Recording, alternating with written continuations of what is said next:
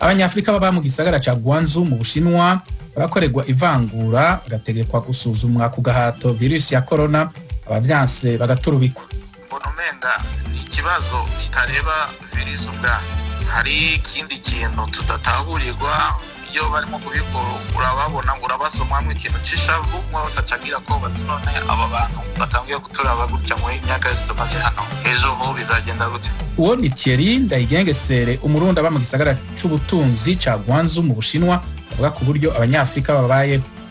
Iyi nkuru n'izindi tubafitiye harimwo inama idasanzwe y'abakuru b'ibihugu by'umuryango wa Afrika y'ubuseruko EAC ikorana uyu munsi wa gatatu hakoreshejwe ubuhinga bwa none video conference bitewe n'ikiza c'umugera wa corona. Ingingo ya Perezida wa Uganda Yoweri Museveni yo kongereza iminsi 21 ikiringo cashizweho cyo kuziririza abanyagihugu kuva mu ngo zabo mu ntumbero yo kwirinda ikwiragira ry'ikiza c'umugera wa corona mu gihugu, turazigaruka ko mu kanya.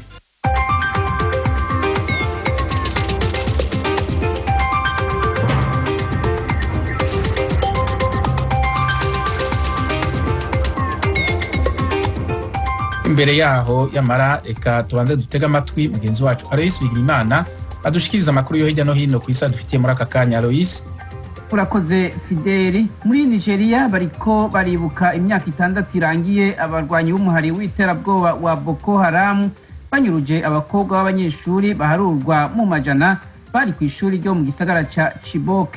Gushika ubu 112 muri bo baracari mu minwe yabo barwanyi.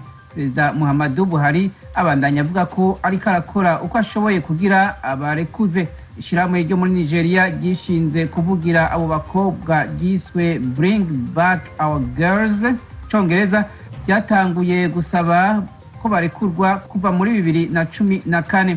Mu mpera z'indwi heze harabaye amasengesho adasanzwe no gushima mu gisagara ca Chibok bibuka iyo myaka irangiye banyurujwe. Perezida Muhammadu Buhari yashikirije ko atabategetsi ba leta babyitabiriye, ariko yemera ko abo bakobwa batazokwibagirwa. Muri Leta Zunze za Amerika, Senateri Charles Schumer hamwe n'umushingamateka Alexandria Ocasio-Cortez batowe muri leta ya New York basabye leta ya Amerika gufashisha iyo leta amafaranga yo gufubana iteka abahitanwa n'umugera wa COVID-19.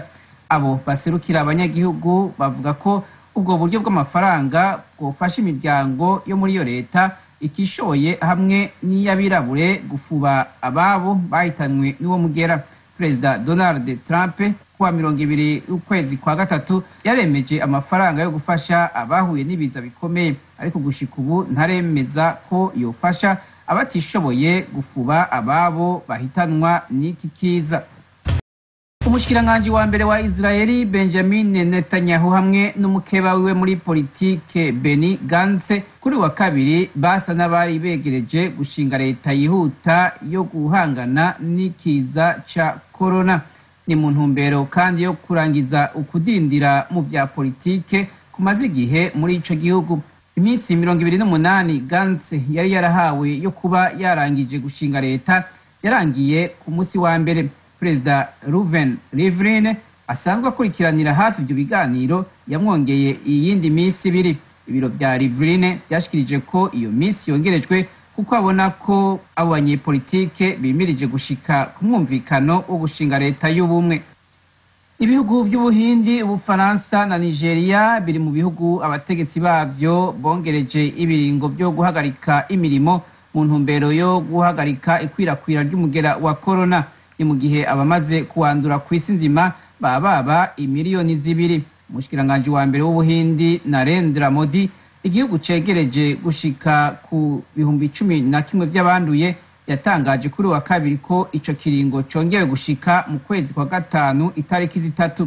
Nawe perezida w'Ubufaransa Emmanuel Macron kuwa mbere yavuze ko guhagarika ibikorwa mu gihugu bizobandanya gushika ku itariki ya 11 z'ukwezi kwa gatanu kuza, aho abategetsi bazotangura kongera kugurura amashure. Nigeria nayo yarongereje indwi 2 mu bisagara vya Lagos, Abuja na Ogun, mu gihe perezida wa Turkiya Recep Tayyip Erdogan yashikirije ko amasaha 48 yo kugara imirimo mu mpera z'indwi azobandanya kubahirizwa no muri iyi ndwi turimo. Pakistan caratezuriye amwe mu mahinguriro yaco kugira asubire gukora ariko guhagarika ibigo by'amashuri hamwe n'amakoraniro y'abantu benshi byongerejwe ikiringo c'indwi zibiri kugira hagabanywe ikwirakwira rya COVID-19. Umushikiranganje wa mbere Imran Khan yatangaje iyo ngingo ahejeje kwihwereza hamwe n'abagize iyo leta ibijanye n'ico kiza. Ibitigiri by'abanduye COVID-19 muri Pakistani biri munsi y'ibihumbi 6 hamwe n'abashika hafi 100 bamaze gufa.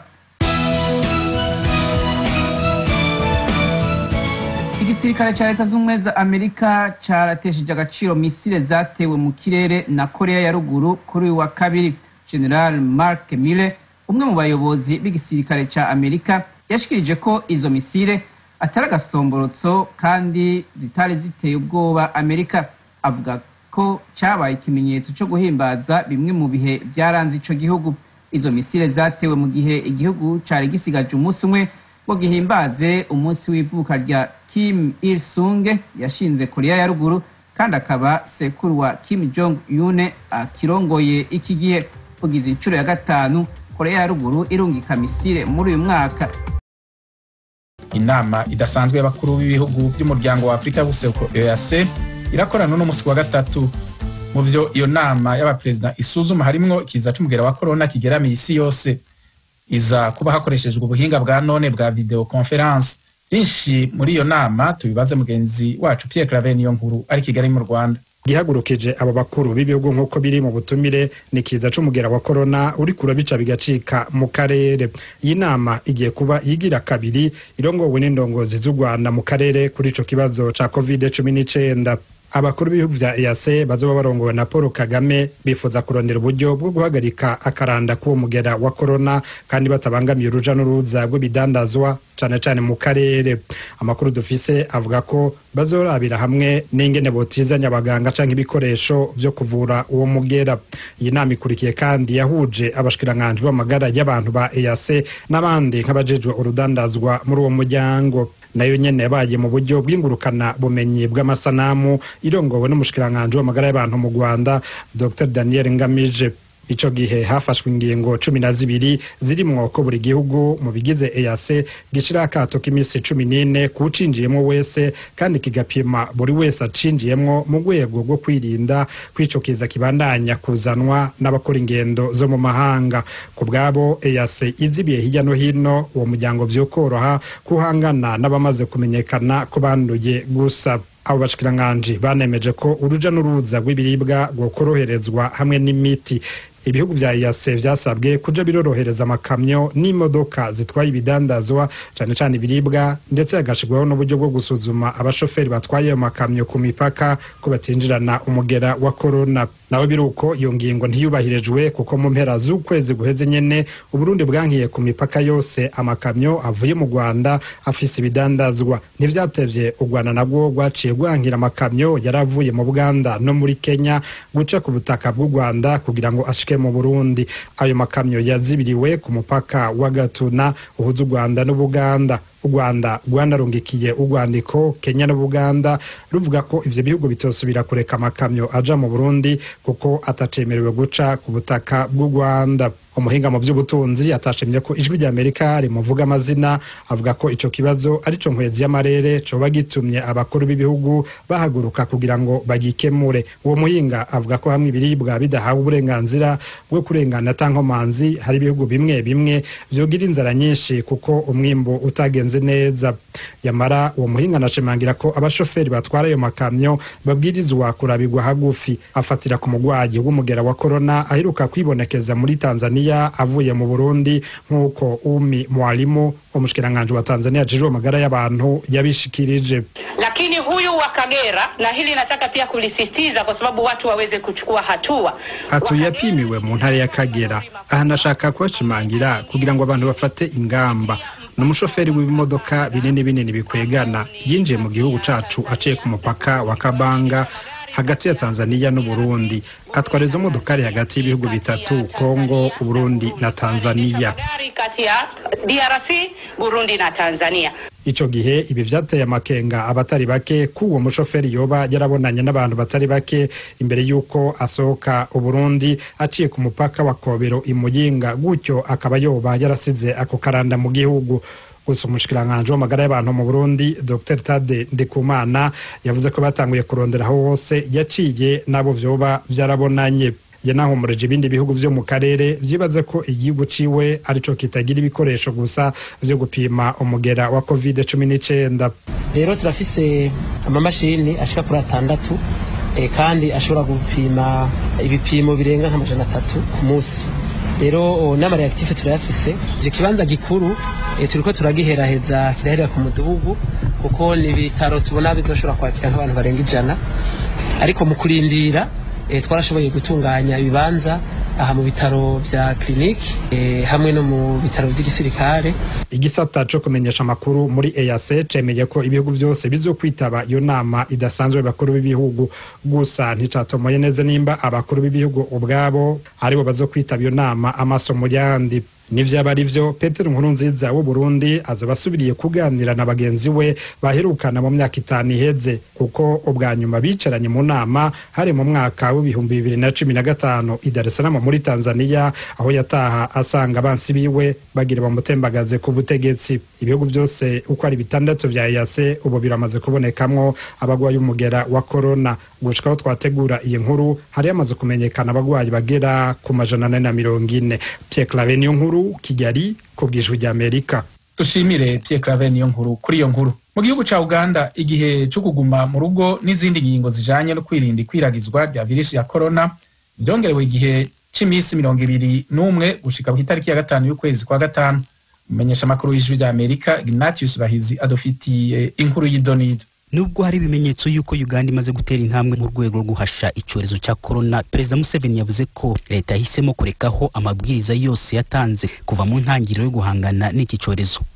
Museveni wagezaga ku banyagihugu ijambo ridasanzwe ku nshuro ya 9 rifashe kuri iki cyorezo, nka buri gihe yabanje no gutanga inyigisho z'ukuntu corona yandura nuko yakwirindwa, anasobanura uko iby'ubwo burwayi byifashe mu gihugu kuri ubu, avuga ko kugera ku munsi wa mbere wa kino cyumweru abashinzwe iby'ubuzima bari bamaze gukora ibipimo byo kumenya abanduye ku bantu 5,664, kuri abo akaba 4,415 ari abari binjiye mu gihugu baturutse mu mahanga, 1,232 bo akaba ari abari bamaze kubonana nabo bava amahanga, kandi 402 ku bapimwe bo akaba ari abantu bari basanzwe mu gihugu ariko bo ku biti byabo bakitanga ku bushake kugira ngo bapimwe. Ati muri abo bose kugeza n'ubu abasanzwe banduye ni 54 bonyine. I don't want to say too much here. Ati ntabwo ngiye kuvuga byinshi ahangaha, ntangire no kunezerwa ngo icyorezo twakinesheje, oya, ariko ikibigaragaza kirahari. Abantu basaga 5,000 bapimwe, abenshi cyane muri bo basaga 4,000 akaba bari bavuye hanze, nabo babonanye nabo muri abo bose 54 bonyine akaba ari bo banduye. Only 54 have proved positive. Nyamara ariko Perezida Museveni yatangaje izindi nzira z'icyo cyorezo gishobora kunyuramo kikiyongera gukwirakwira mu gihugu, ubu akaba arizo ubutegetsi buhanze amaso kureba uko bazibuza uburyo bwo kwendegeza uburwayi. There are, however, additional danger points. Atariko hari ibindi biduteye impungenge. Imipaka y'ubutaka n'ibihugu byo muri Afrika y'Uburasirazuba hamwe n'iyo hagati ishobora guturukamo ibibazo. Abashoferi b'amakamyo hamwe nabo bagendana nabo, abakora muri za gari ya moshi ziza hano, abatwara indege z'imizigo, abakozi b'umuryango w'abibumbye twemereye kwinjira no gusohoka, hamwe n'abavuzi barimo gufasha aba barwayi ba corona. Aho niho tugiye kongera ingufu. So now this where we are now going to concentrate now. Uretse ubundi buryo corona ishobora gukoresha kwinjira mu gihugu, Perezida Museveni yavuze ko abahanga bamaze kugaragaza ko hari abantu bashobora kwandura ariko ntiberekane ibimenyetso kurenza igihe kizwi cy'imisi 14, ahubwo bakamara n'ukwezi kose bakiri bazima ariko barimo kwanduza abandi, cyane cyane ab'imiryango yabo. Bityo ko igihugu kigomba gukanura amaso kugira ngo mwene abo bantu baramutse barimo bataza guteza ibibazo bikomeye cyane. Given the successes we have achieved And also the challenge that atukurikije intambwe nziza tumaze kugeraho hamwe n'imbogamizi zisigaye, leta yafashe umwanzuro kuba iretseho umugambi waguma mu rugo kumara indi minsi 21 guhera n'itariki 15 z'ukwa kane kugeza itariki 5 z'ukwezi kwa gatanu 2020. Uko no kugira ngo tubone igihe gihagije cyo kongera gusuzuma uko ibintu byifashe mu gihugu, kandi bivuze ko n'andi mabwiriza yose twatangaje mbere yose akomeza kumara iyo minsi 21. Iki kigiye kuzadufasha kurandura iki cyorezo mu gihugu, kandi turamutse tutakinesheje burundu bizadufasha kwitegura neza uko twabana nacyo. Totally to prepare better as to how to cope with it. Nibutse ko mbere yuko haboneka umurwayi wa mbere wanduye corona mu gihugu, ariko uburwayi bwageze mu bihugu by'ibituranyi, leta yafashe umwanzuro wo gufunga amashuri n'insengero, ikurikizaho guhagarika ibinyabiziga byose bitwara abagenzi na za gari ya moshi, n'amasoko adacuruza ibiribwa arafungwa. Umubare w'abandi umaze kwiyongereza gufunga n'amaduka asanzwe, ihagarika ingendo izarizo zose z'imodoka z'abantu bwabo, n'imirimo yose itari y'ubutabazi iza guhagarikwa, kandi shiraho n'umukwabo mu gihugu wo guhera saa 9 za nimugoroba kugeza saa 12 z'igitondo kumara iminsi 14 yarangiye, ariko byose akaba byongeye igihe cy'iminsi 21. Ikintu kitaguye neza abanyagihugu. Ku bantu 54 banduye, 7 bamaze gukira nuko basezererwa amavuriro, abandi 5 nabo bategerejwe gusezererwa muri iki cyumweru. Ignatius Bahizi, Ijwi rya Amerika, Uganda. Mu Bushinwa habandanya kuvugwa ivangura rikorerwa abanyafrika bari mu gisagara ca Guangzhou mu ntara ya Guangdong yo mu bumanuko bw'ico gihugu. Ubutegetsi bw'Ubushinwa urafata abanyafrika bakabapima umugera wa corona ku gahato. Abanyafrika bahaba bavuga ko aribo bakorerwa ivyo, kandi ko bafise ubwoba ko hari ibindi biriko bikorwa bitari gupima uwo mugera. Mugenzi wacu Geoffrey Mutagoma yavuganye na Thierry Ndayigengesere, umurundi ari mu gisagara ca Guangzhou, batangura mubaza uko vyifashe. Inyene ibintu vyifashe hano ntakubesha ubirabisha amaso bisa nabi. Ikibazo abanyafrika twese dufite no kumenya ni iki kibituma bimera gutyo. Ni iki umwirabure muri Guangzhou arimo gufatwa nabi, davyita nabi kubera ntibabidusigurira ngo tumenye ibyo ari byo. Baza bakubwira ko ariko gutesta virus, ama resultats zasohoka naho zaba zi negative, ubwo muri ya situation nyene kugumizwa mu nzu kudasohoka. Inshuti zanje rero kujya nabivuze, abantu tubayeho ubuzima butandukanye, uko nyene tubayeho ni nako ibibazo bitandukanye. Rero hariho nk'abatashoboye kuronka naho bari, ku buryo n'amazu yabo barabasohoye, nibyo amahoteli yabo barabasohora, nivyo hama babura aho baja, batangura kurara mu ibarabara. Ibyo byarabaye n'ukuri. Rero ikibazo gihari twese turiko twibaza ati ni igiki bashaka kubirabure ku banyafrika, specialement kuko nibo barimo gushaka ntituzi igituma. Wavuze uti ibyo turebesha amaso ni bike kubiriho, ibyo bintu urabishingira kuki? Abantu baba mu mihingo itandukanye ya Guangzhou barimo kubaho ubuzima butandukanye. Ndaguha nk'urugezo, hariho nk'abantu baba muri district yitwa Yueshu. Abo n'abantu bamerewe nabi cyane kuko ni district ikomeye cyane mu bintu bijanye n'ubudandaji. Hariho abanyafrika benshi basanzwe bakorera yo babayo. Aho niho basa na polisi isa yari ikaze cyane, kuko mu nyuma vreka WhatsApp dufite gutuma tumara amakuru, inshuti ziraheza zikatubwira ibyo bashikira, bagakurikirana n'amavideo tukabibonesha amaso. Chovuga ati umwose kugwitikiye nk'umunyafrika adinda ati none reka nande ndindira aho ndi bizoteba benshikira. Uretse ibyo barimo gukora se bimeze nko kubatoteza muri ubwo buryo, hari abahutazwa bakubitwa cyangwa bicwa? Oya, nta bintu byo kwicwa turumva, ibyo gukubitwa ntabyo turumva, kuko n'amavideo tumaze kuronka cyangwa abagenzi tuvugana nta kintu nk'icyo turumva gushika n'ubu. Hari ibisobanuro ibyo ari byo byose ubutegetsi butanga kuri ibyo bikorwa? Ni navyo tubaza tuti none ni igiki mwabonye kuri Afrika wenda twese tutarabona twebwe abanyafrika? Nta makuru barimo kuduha, ntituzi ibyo ari byo. Ni naco gitera ubwoba, gidutera ubwoba twebwe abanyafrika, kuko iyo turonka information twakomenya ko tubyifatamo. none se nkawe uri umurundi iyo ubashije ambasade yawe aho ngaho mu Bushinwa isobanura iki ibabwira iki gitera ibyo bintu?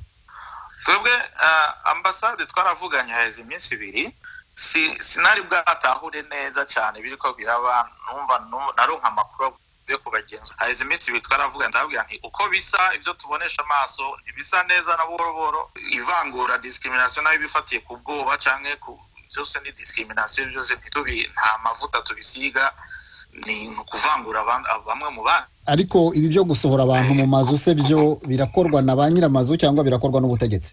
Ibintu biba mu Bushinwa ubutegetsi n'abantu bose bakorera hamwe sinokubesha ngo baratandukanye. Rero iyo baje kukureba iwawe baba barabaganga abantu bajeje iby'ubuganga n'abapolisi biri kumwe ku buryo umunyafrika wese yanka bacu bamusohora bagusohora rero bacabwiranye n'inzu upanze atugara ntagaro. Urimo urabona bigerekeza hehe uko bihagaze ubu? Mbona umenga ni ikibazo kitareba virus ubwayo, hari ikindi kintu tudatahurirwa iyo barimo kubikora urababona urabasomamwe ikintu cishavu tutazi kibituma ukabona yuko atakintu cyo gushaka kudutahuza gihari mu bijanye rero n'ubuzima tubayemo hano umwe wose acagira ko batunone aba bantu batangiye guturaba gutya mu imyaka yose tumaze hano ejo ho bizagenda gute. Donc uko tubibonesha amaso rero sinzi bizabejo ariko uturebye no munsi turabona ko nejo hatashobora kusa neza. Thierry urakoze cyane kuri iki kiganiro hayi ijwi rya Amerika kandi mukomere.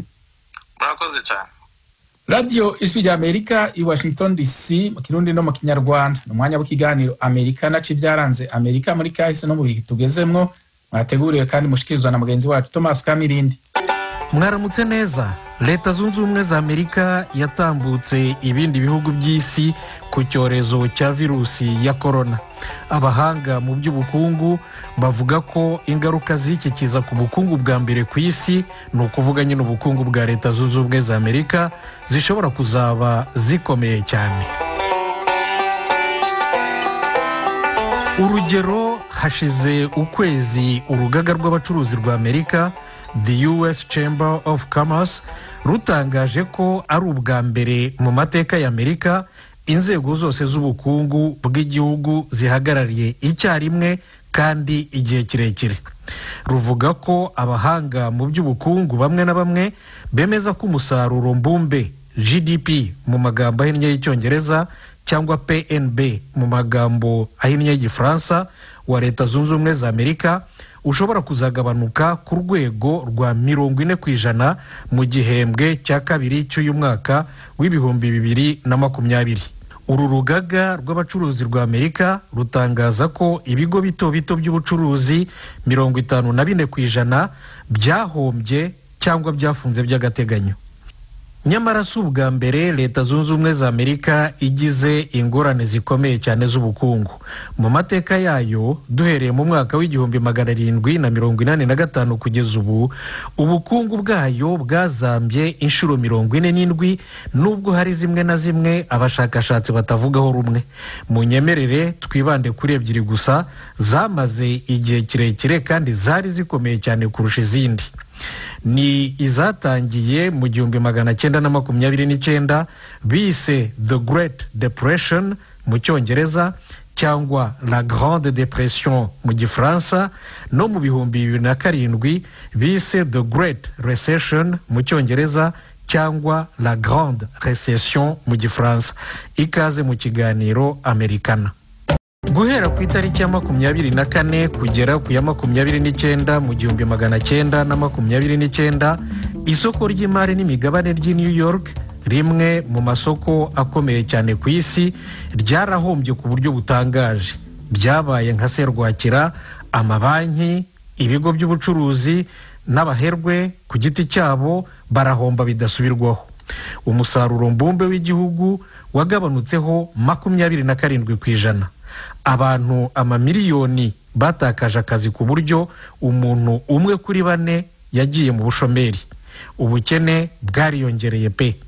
Mu mateka ya Amerika bamwe babimukira basubiye mu bihugu bakomokagamo. Muri bakavukire bo abahunze bagiye muri za Canada, Australia cyangwa Afrika y'Epfo. ni ubwa mbere byabaye mu mateka y'Amerika kugeza ubu. Kubera ko amabanki y'Amerika yari afite imigabane mu yandi mabanki mu mahanga ndetse no mu bindi bigo by'ubucuruzi cyane cyane mu Burayi, yihutiye gukurayo amafaranga yayo kugira ngo ayakoresha arebe ko yazanzamuka. Bityo ikibazo kiba kibaye icy'isi yose. Nicyo kibazo cy'ubukungu cya mbere na mbere kugeza ubu cyaremereye bikabije Leta Zunze Ubumwe za Amerika n'isi yose. Cyatumye Amerika ikora ivugurura ry'akataraboneka mu mikorere y'ibigo by'imari. Cyatumye kandi Perezida wa Leta Zunze Ubumwe za Amerika Herbert Hoover atsindwa cyane amatora y'umukuru w'igihugu yo mu 1933.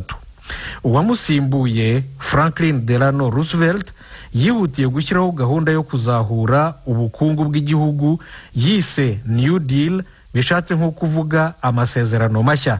Yashoye amadolari menshi cyane by'umwihariko mu bikorwa remezo nko kubaka imihanda migari cyane ihuza leta zose zigize igihugu, maze abantu amamiliyoni barongera babona akazi. Buhoro buhoro igihugu kirazanzamuka.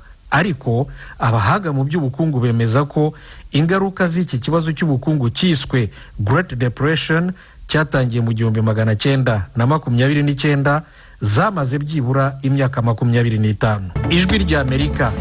Inyuma ya Great Depression, irindi hirima ry'ubukungu bwa Leta Zunze Ubumwe za Amerika ryamaze igihe kirekire kandi ryagize ubukana bukomeye mu mateka y'igihugu, ryiswe The Great Recession mu Cyongereza cyangwa La Grande Recession mu Gifaransa, ryabaye kuva mu kwezi kwa 12 mu 2007. Nk'uko Banki Nkuru ya Leta Zunze Ubumwe za Amerika ibyemeza, ryarangiye mu kwa gatandatu mu 2009, ariko ingaruka zaryo nazo zamaze imyaka myinshi.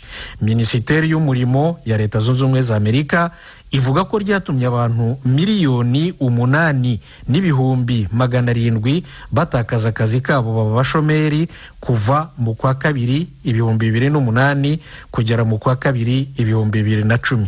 Ryaturutse ku bibazo by'inguzanyo z'abaturage amamiliyoni baguraga amazu badafite umushahara uhagije wo kuzishyura n'inyungu zazo. Byahombeje amabanki menshi, nabyo bigenda nka serwakira, byonona inzego nyinshi z'ubukungu. Nabyo byakongeje isi yose ku buryo Banki y'Isi yose ivuga ko ubukungu bw'isi bwari bwaragabanutseho 2.1% mu 2009. Ni ubwa mbere bwari busubiye inyuma bene aka kageni nyuma y'umwaka w'1945. Leta Zunze Ubumwe za Amerika yatangiye kuzanzamuka Perezida wayo mushya Barack Obama amaze kwinjiza mu bukungu bw'igihugu mu 2009 amadolari miliyari 1,487 yo gutera inkunga by'umwihariko amabanki n'ibigo by'ubucuruzi, ariko barayishyuraga. Muri ibi bibazo bitewe na virusi ya corona, nabwo guverinoma ya Leta Zunze Ubumwe za Amerika irateganya kwinjiza mu nzego z'ubukungu akayabo k'amadolari agera kuri miliyari 200,000.